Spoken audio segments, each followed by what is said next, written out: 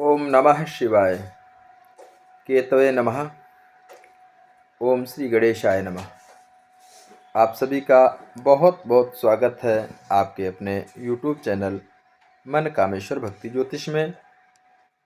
प्रिय साथियों, ज्योतिष प्रेमियों, आज हम जिस विषय पर चर्चा करने जा रहे हैं वह विषय कोई साधारण नहीं है। यह विषय न केवल कुंडली का है बल्कि जीवन के सबसे नाजुक संबंध, विवाह और साझेदारी से जुड़ा हुआ है। आज का विषय है कुंडली के सप्तम भाव में केतु का प्रभाव। तो जो लोग भी हमारा यह वीडियो देख रहे हैं उनसे मेरा अनुरोध है, विनती है कि वीडियो पूरा देखें और चैनल को लाइक करें, सब्सक्राइब करें, शेयर करें और बेल आइकन ज़रूर दबाएं ताकि अगला आने वाला वीडियो सर्वप्रथम आपको प्राप्त हो और हाइप भी करें। तो यह स्थिति वो है जब मनुष्य बाहर से विवाहित दिखता है लेकिन भीतर से अकेला हो सकता है। तो प्लीज़ चर्चा को आगे बढ़ाएंगे। और तो केतु है क्या, इसको पहले जानना जरूरी है हमारे लिए। केतु क्या है? केतु कोई भौतिक ग्रह नहीं है, केतु छाया ग्रह है। केतु पूर्व जन्म की स्मृति है। केतु वह अनुभव है जिसे आत्मा पहले जी चुकी होती है। शास्त्र कहते हैं केतु जहाँ बैठता है वहाँ व्यक्ति को अब यह सब नया नहीं लगता, ऐसा भाव देता है। केतु भोग नहीं देता, केतु भोग से उबा हुआ मन देता है। अब सप्तम भाव का वास्तविक अर्थ क्या है इसको भी जानें। तो सप्तम भाव को लोग केवल विवाह भाव समझ लेते हैं, लेकिन सप्तम भाव इससे कहीं अधिक है। सप्तम भाव है जीवन साथी का, सप्तम भाव है वैवाहिक सुख का, सप्तम भाव है यौन संबंध का, सप्तम भाव है साझेदारी का, सप्तम भाव है समाज के सामने हमारा चेहरा, मैं और तुम का संबंध। यह भाव बताता है कि हम दूसरे व्यक्ति के साथ कैसा व्यवहार करते हैं। जब केतु बैठता है सप्तम भाव में तो स्थिति क्या होती है, अब बहुत ध्यान दीजिएगा, यह वीडियो बहुत ही इम्पोर्टेंट होने वाली है। सप्तम भाव यानी कि संबंध, वैराग्य संबंधों में प्रवेश कर गया। कौन? केतु। तो यहाँ यही जीवन से अजीब सी उलझन शुरू होती है। विवाह में प्रारंभिक प्रभाव क्या होगा? तो सप्तम भाव में केतु वाला व्यक्ति विवाह से डरता नहीं, लेकिन विवाह को लेकर उत्साहित भी नहीं होता। अक्सर ऐसा देखा गया है कि विवाह देर से होता है या मन से नहीं होता या परिवार के दबाव में होता है। ऐसा व्यक्ति सोचता है शादी करनी चाहिए, सब कर रहे हैं, लेकिन भीतर से आवाज़ आती है क्या सच है? क्या सच में जीवन यही है कि मात्र विवाह कर लेना? ऐसी स्थिति बनती है। मानसिक स्थिति की अगर बात की जाए तो इस योग में व्यक्ति के मन में द्वंद्व रहता है, युद्ध चलता है। क्या चलता है? असमंजस रहता है। अचानक वैराग्य आता है और अचानक चला जाता है।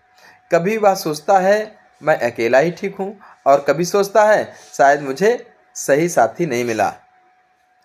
अब असल में सच्चाई यह होती है कि उसकी आत्मा संबंधों से ऊपर उठना चाहती है। अगर हम दाम्पत्य जीवन के प्रभाव को देखें तो केतु सप्तम भाव में हो तो जीवन साथी अच्छा हो सकता है, संस्कारी हो सकता है, समझदार हो सकता है, लेकिन फिर भी भावनात्मक दूरी, संवाद की कमी, मन का कम जुड़ाव, यह सब देखने को मिलता है। यहाँ समस्या साथी नहीं होता, समस्या अपेक्षा होती है। शारीरिक संबंध की अगर हम बात करें, आकर्षण की बात करें, तो इस योग में प्रारंभिक आकर्षण होता है, बाद में ठंडापन आता है। या फिर शारीरिक इच्छा कम होती है, मानसिक संबंध अधिक होते हैं। कई बार व्यक्ति खुद से ही पूछता है, क्या मुझ में कुछ कमी है? नहीं, यह कमी नहीं, यह पूर्व जन्म का पूर्णता बोध होता है। स्त्री की कुंडली में सप्तम भाव में केतु हो तो स्त्री की कुंडली में यदि सप्तम भाव में केतु बैठ जाए तो पति से अपेक्षा कम, भावनात्मक स्वतंत्रता अधिक, अकेले रहने की शक्ति।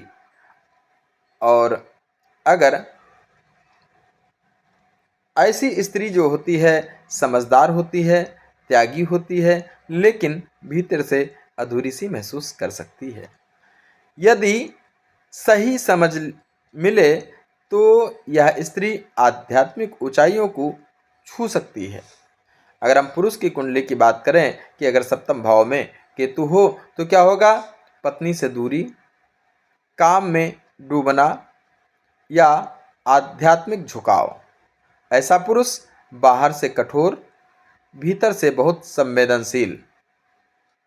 यदि समझ न मिले तो विवाह बोझ लगने लगता है, ऐसी स्थिति भी बनती है। अगर हम साझेदारी और व्यापार की बात करें तो केतु सप्तम भाव में हो तो पार्टनरशिप में धोखा या अचानक अलगाव या मन न लगना। ऐसे जातक को अकेले काम करना चाहिए, स्वतंत्र पेशा होना चाहिए, सलाहकार भूमिका में होना चाहिए, अधिक अनुकूलता रहती है। अब हम बात करें समाज और रिश्ते की तो समाज में ऐसे व्यक्ति को अजीब समझा जाता है, ठंडा समझा जाता है या घमंडी समझ लेते हैं लोग। लेकिन सच्चाई यह होती है कि वह व्यक्ति भीतर की यात्रा पर होता है। और आध्यात्मिक संकेत की अगर हम बात करें तो यदि सप्तम भाव में केतु हो तो शिव भक्त होता है, गणपति की साधना करता है, ध्यान करता है और मौन रहता है। इनकी ओर खिंचाव स्वाभाविक है। केतु व्यक्ति को सिखाता है संबंध तुम्हें बांधने के लिए नहीं, तुम्हें समझाने के लिए आए हैं। विवाह टूटे या न टूटे अगर हम बात करते हैं तो यह जरूरी नहीं है कि केतु सप्तम भाव में हो तो तलाक ही हो जाएगा, नहीं। लेकिन यदि अहंकार, अपेक्षा, संवादहीनता हो तो अलगाव संभव है। यदि समझ, धैर्य, आध्यात्मिक दृष्टि हो तो यही विवाह साधना बन जाता है। उपाय, अगर आपका केतु अच्छा फल नहीं कर रहा तो उपाय क्या करेंगे? केतु के मंत्र का जप करेंगे। कौन सा मंत्र? ओम श्रांग श्रीं श्रौं सह केतवे नमः। कुत्तों को भोजन देना चाहिए, अहंकार त्याग करना चाहिए, अपेक्षा कम करना चाहिए, मौन और ध्यान करना चाहिए। अब हम अगर आगे की चर्चा करते हैं तो यदि आपकी कुंडली में सप्तम भाव में केतु है तो डरिए मत, यह श्राप नहीं है, यह आत्मा का अगला चरण है जहां संबंध बंधन नहीं सीख बन जाते हैं। तो यह था सप्तम भाव में केतु का प्रभाव। और उपाय, तो जिनकी भी कुंडली में सप्तम भाव में केतु हैं यह वीडियो उनके लिए बहुत इम्पोर्टेंट, और इसको देखें पूरा और कोशिश करें ज़्यादा से ज़्यादा लोगों को शेयर भी करें ताकि अन्य ज्योतिष प्रेमियों को भी इस ज्योतिष की यात्रा में लाभ मिल सके और ज्योतिष का लाभ उठा के अपने जीवन को सफल बना सकें। जरूरी नहीं है कि जो लोग ज्योतिष नहीं मानते उनका जीवन सफल नहीं होता, लेकिन ज़रूरी यह है कि अगर पूरब को हवा चल रही तो हम पूरब को चलेंगे तो जल्दी पहुंचेंगे, और उल्टा चलेंगे तो हवा के दबाव में हम धीरे चल पाएंगे, थकान जल्दी आएगी। तो इसलिए हमें ज्योतिष के अनुसार अगर काम करते हैं तो हमारे कार्य बहुत सरल हो जाते हैं और हम उन्नति बहुत आसानी से और बहुत जल्दी पा लेते हैं। हमारा विकास जल्दी होता है, इसलिए हमें ज्योतिष के अनुसार अपने कार्य करने चाहिए। तो अगर अभी तक आपने हमारे चैनल को सब्सक्राइब नहीं किया है तो प्लीज़ चैनल को सब्सक्राइब करें, लाइक करें, शेयर करें, हाइप करें और बेल आइकन ज़रूर दबाएं ताकि अगला वीडियो सर्वप्रथम आपको प्राप्त हो। मिलता हूं अगले वीडियो के साथ। हर हर महादेव। आप सभी का दिन मंगलमय हो।